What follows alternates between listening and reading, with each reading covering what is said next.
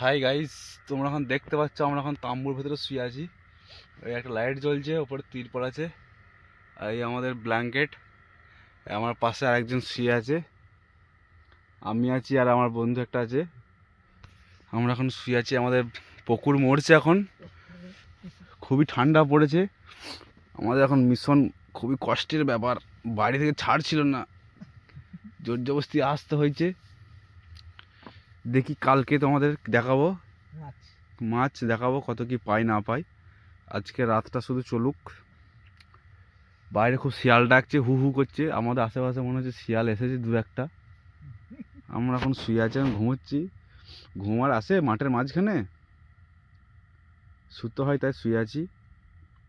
নাহলে দামি মেশিন আছে, স্কুটি আছে, যখন স্কুটি রাখা আছে, এখানে যদি তো নিয়ে চলে যায় তখন সমস্যা হয়ে যাবে। আচ্ছা গাইস, সবাইকে গুড নাইট।